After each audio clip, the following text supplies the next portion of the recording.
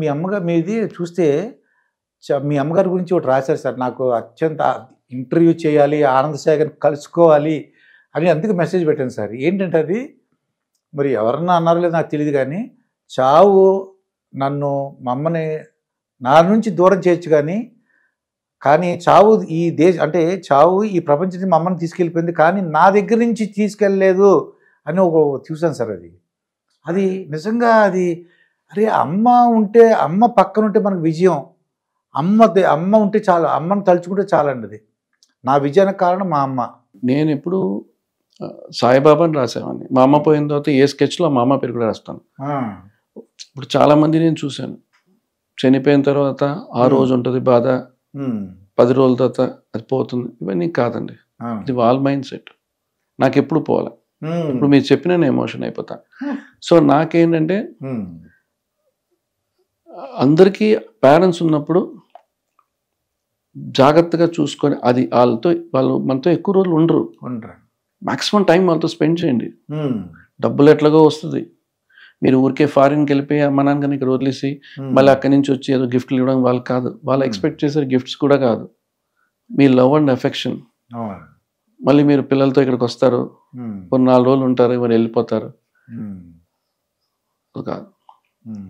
So నాకు అనిపిస్తుంటుంది, నేను అమెరికాకి ఎక్కడైనా వెళ్ళి ఎవరిని ఇంటికి వెళ్ళేటప్పుడు అనిపిస్తుంటుంది, పాపం వాళ్ళ ఆయన గారు అక్కడ ఉంటారు, వాళ్ళ అమ్మ ఇక్కడ ఉంటారు, ఏదో పిల్లోని చూసుకుంటారు అనుకుని తీసుకొచ్చేస్తారు.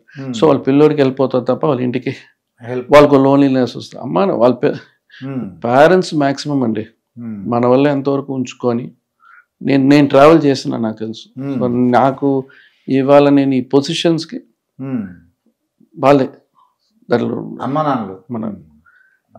మనం వాళ్ళ తప్ప నాకు అమ్మా నాన్నగారి తర్వాత నా తర్వాత వచ్చారు కళ్యాణ్ గారే. అంతే. ఒక్కసారి అమ్మ గురించి ఏమైనా చెప్పండి సార్. ఏదైనా తలుచుకుని ఒకసారి అమ్మ మీకు ఏమైనా హెల్ప్ చేసిన విషయాలు కానీ మంచి విషయాలు చెప్పినాయి. ఎందుకంటే ఈ జనరేషన్ వాళ్ళకి మీ ద్వారా సార్ చెప్పిద్దాం. ఎందుకంటే బోర్డు మెంబరు దేవుడి దగ్గర ఉన్నారు, రీల్ దేవుడి దగ్గర కూడా ఉన్నారు అనుకున్నాను సార్. గుడికి వెళ్ళడం కదా సార్, అమ్మని పూజ చేస్తేనే, అమ్మని అనుకుంటేనే దానికి మించిన దేని లేదు. అంటే నేను ఫ్రెండ్స్ లాగా ఉన్నాను అమ్మతో. అమ్మతో మేము ఫ్రెండ్స్ లాగానే ఉండేవాడిని. అంటే నాన్నగారు చాలా బిజీగా ఉండారు. మా నాన్నగారు చాలా పెద్ద ఆర్టిస్ట్, చలంగారని చాలా సినిమాలు చేశారు, బిజీ అయిన అన్ని లాంగ్వేజెస్. సో మ్యాక్సిమం మా నాన్నగారు అవుట్ ఆఫ్ స్టేట్, కంట్రీలలో స్టేట్లో, నేను అమ్మతోటి ఎక్కువగా ట్రావెల్ అయ్యారు. సో మేము ఫ్రెండ్స్గా అన్నీ షేర్ చేసుకుంటాం. నాకు ఫ్రెండ్స్ లేరు బేసిక్గా. చెన్నైలో నాకు చాలా తక్కువ. శ్యామ్ అని ఒక అబ్బాయి ఉంటాడు, ఇంకొక అబ్బాయి ప్రేమ్ అని, ఇట్లా 2-3 ఉండేవారు. అండ్ సో నాకేంటంటే లైఫ్లో చెన్నైలో శ్యామ్ సుందర్ ఇప్పుడు దాకా నాతో ఎప్పుడు వెళ్ళినా ట్రావెల్ చేస్తుంటాను. కళ్యాణ్ గారు అంటే నా లైఫ్లోనే అతను నన్ను ఈ పొజిషన్ తీసుకొచ్చిన, కెరియర్ తీసుకొచ్చిన ఆయనే. ఆయన అంటే మేము ఈరోజు మేము ఇట్లా ఉన్నాం అంటే మేము మాట్లాడుకోవడానికి మాకు ఒక జర్నీ ఉంది.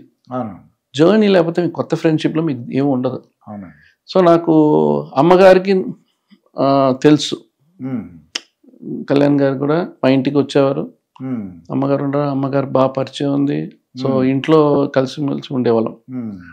సో అంత ఎఫెక్షన్. అంటే మా ఎగ్జాంపుల్ చెప్పాలంటే మా నాన్నగారు చనిపోయిన తర్వాత బాలు పెద్ద సెట్ వేసి షూట్ ఉంది, ఫోన్ వచ్చిన వెంటనే కళ్యాణ్ గారు షూటింగ్ ఆపేసి నైట్ వచ్చేసారు. నైట్ మార్నింగ్ నుంచి నిద్రపోలే, నాతోటే కూర్చున్నారు. తర్వాతే హైదరాబాద్ అంటే హోల్ నైట్ ఆయన మాతో ఉన్నారండి. చూసుకోండి పవన్ గారు అసలు నిద్రపోలే. నాకు తెలిసి మార్నింగ్ దాకా 8 o'clock దాకా అసలు నిద్రపోలే, నాతోనే కూర్చున్నారు. అంటే అమ్మగారు చనిపోయారు, నాన్నగారు చనిపోయారు. అమ్మగారు కోవిడ్ టైంలో అయింది. సో నేను ఫస్ట్ షేర్ చేసుకుంది కళ్యాణ్ గారితో. అమ్మ పోయినా ఫస్ట్ నేను ఆయనతోనే మాట్లాడతాను. సో మాకంతా అందుకే కళ్యాణ్ గారు కూడా మోర్ కనెక్టెడ్ టు వాళ్ళ ఫాదర్, చాలా కనెక్టెడ్ కళ్యాణ్ గారికి. ప్రతి విషయం కూడా ఆయన చాలా స్ట్రైట్ ఫార్వర్డ్. అదే కళ్యాణ్ గారికి ఉంది ఇప్పుడు, చాలా స్ట్రైట్ ఫార్వర్డ్ ఆయన. సో ఏది స్ట్రైట్గా చెప్తారు. అంటే ఎవరు తప్పు చేసినా కూడా కళ్యాణ్ గారు 1-2 సార్లు ఎక్స్క్యూజ్ చేసిన తర్వాత ఆయన ఏం చెప్పరు కూడా, ఇంకా మానేస్తారు మాటలు కూడా. ఆయన ఏం తిట్టరు, ఏం చేయరు, సైలెంట్ అయిపోతారు. ఆయన సైలెంట్ అయిపోయారంటే ఇంకా వాళ్ళని దూరం పెట్టినట్టే. అది వాళ్ళే అర్థం చేసుకుంటారు. సఫర్ అయ్యేది వాళ్ళే. ఈయనకి బాధ ఉంటుంది, అయ్యో నా ఫ్రెండ్ ఇట్లా చేసి ఉండకూడదు అని బాధ ఉంటుంది ఆయనకి. బట్ చెప్తూ ఉంటారు తప్ప వాళ్ళు కొంతమంది ఉంటారు కదండి, డబ్బుల మీద ఉండొచ్చు, లేదంటే ఫ్రెండ్స్లో ఎక్కువగా అవి జరుగుతూ ఉంటాయి. దానివల్ల ఫ్రెండ్షిప్లు ఎన్ని మిస్ అయిపోతూ ఉంటాయి. Friendship bonding is very important. And మదర్తో మీకు బాగా కనెక్షన్ ఉంటే మీ ఫ్రెండ్స్తో కనెక్షన్ కూడా బాగానే ఉంటుంది. అది అమ్మతో ఉంటే ఇంకా అన్నీ ఉన్నట్టే. మీరు అందరితో కలవలేరు.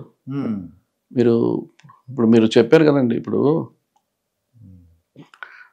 మ్యారేజెస్ అవుతుంది, ఇది అయిపోతుంది, everything in the life is understanding.